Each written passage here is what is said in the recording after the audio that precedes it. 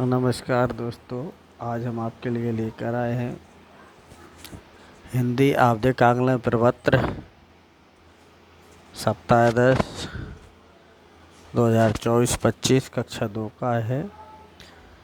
तो दोस्तों आप में को इसको भरने के लिए आप देखेंगे ऊपर इसमें सामान्य जानकारी है, उसको आप भर लेंगे।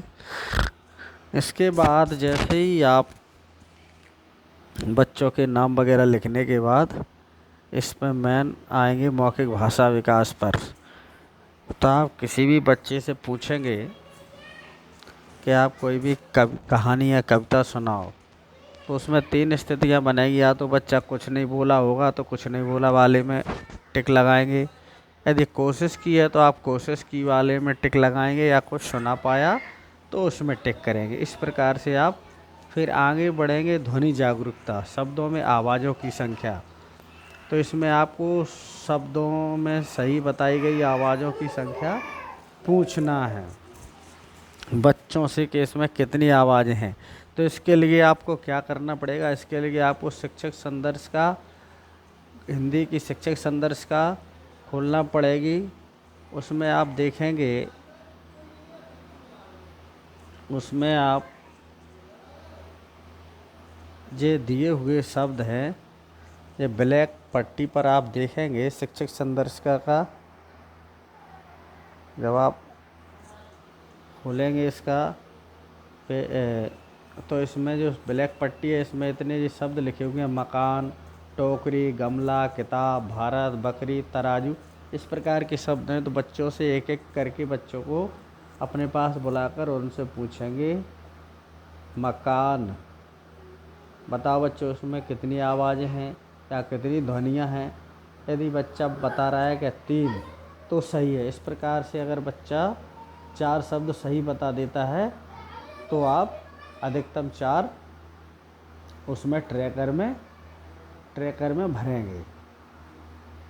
इस वाले कॉलम में ध्वनि जागरूकता का ये कॉलम है, ध्वनि जागरूकता शब्दों में आवाज़ों की संख्या। तो इसमें शब्दों की सही बताई गई आवाज़ें जैसे टोकरी है, मकान है, भारत है, बकरी है, इस प्रकार के शब्द जो आपको अभी मैंने दिखाए थे शिक्षक संदर्शिका में सप्ताह 10 पर दिए हुए हैं। तो वहाँ से आप बच्चों से पूछेंगे और इसमें बच्चा जितनी सही बता रहा है उनकी संख्या भरेंगे।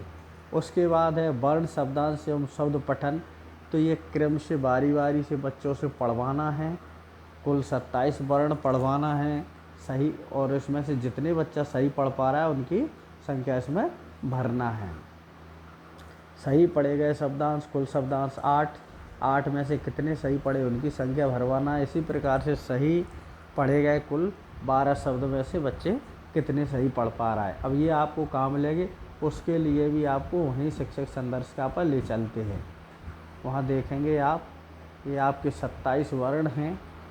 ये 27 वर्ण बच्चों से पढ़वाना है। आप बच्चा आपका जितने सही पढ़ रहा है उनकी संख्या उसमें ट्रैकर में भरना है। जी आपके 27 वर्ण हो गए। और उसके अगले पेज पर ये आपके 8 शब्दांश दिए हुए हैं ऊपर, और नीचे 12 शब्द दिए हुए हैं। इस प्रकार पढ़वाएंगे और उसमें उनकी संख्या आप भरेंगे। तो इसके बाद आपका आता है लेखन। तो लेखन के लिए भी तुरंत लेख कराएंगे। उसमें सभी बच्चों को एक साथ लिखवाएंगे और उनकी जो वर्कबुक है उसमें सप्ताह 10 पर जो खाली बॉक्स दिए हुए उसमें आप बता देंगे क्रम से कि बच्चों इसमें आपको लिखना है। तो पहले बॉक्स में आप सुरत लेखन में जो सुरत लेख के वर्ण दिए हुए हैं, ये वर्ण ये दिए हुए क, न, घ, ह, म, ई, ता, ओ, पा, या, वा, टा, ये है। इनको आपको बोलना है और बच्चे इसमें से कितने सही लिख रहे हैं उनकी संख्या उसमें आपको भरना है। इसके नीचे हैं शब्दांश। तो ये शब्दांश दिए हुए हैं, ये शब्दांश बोलना है।